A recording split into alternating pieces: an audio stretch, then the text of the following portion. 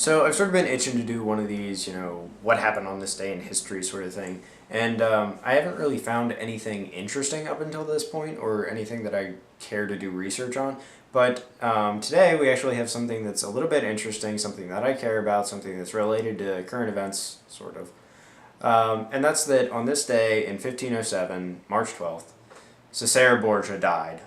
The Borgias themselves are a pretty interesting bunch. In fact, Showtime thinks that they're interesting enough that they've made a series about them. Which, actually, I've watched it, and the first season is pretty good.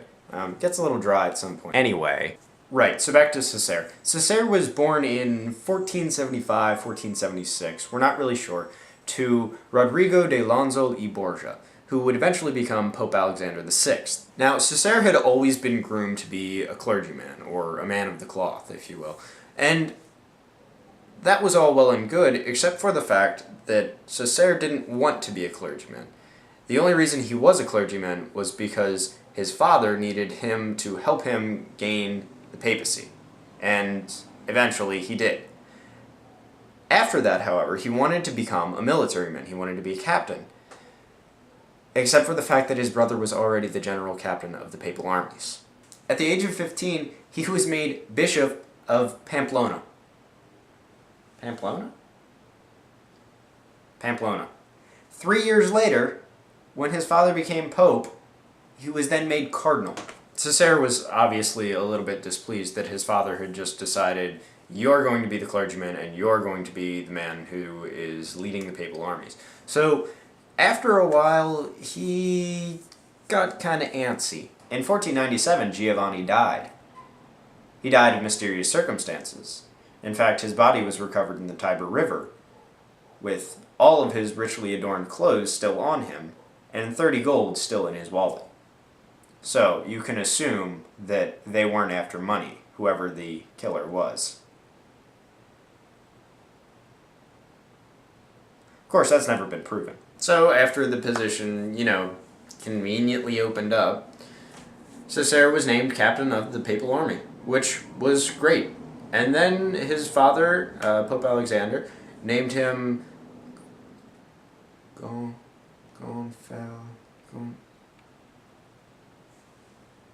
that word, right here, this one,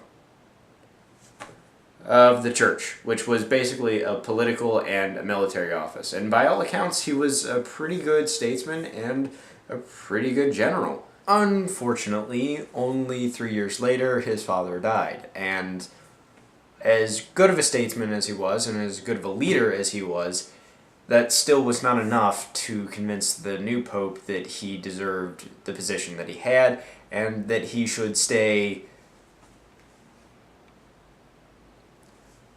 So eventually he was arrested by the pope. Now, over all of these years, he's been acquiring states, he's been acquiring land, he's been racking up titles left and right. Unfortunately, after he was arrested by the Pope, he also broke out of jail. And after breaking out of jail, he sort of lost favor completely and totally. And all of his lands, all of his titles were revoked and went back to the Papal States. And in 1504, he was exiled to Spain. After a while in Spain, he was also imprisoned, and once again broke out. He's like Harry Houdini, I don't know. And when he broke out, he joined the king and helped fight a revolt, at which point he died fighting alongside his younger brother, Joffrey. Now, that may be the end of his life, but he was certainly not done causing controversy. Even from beyond the grave, he managed to.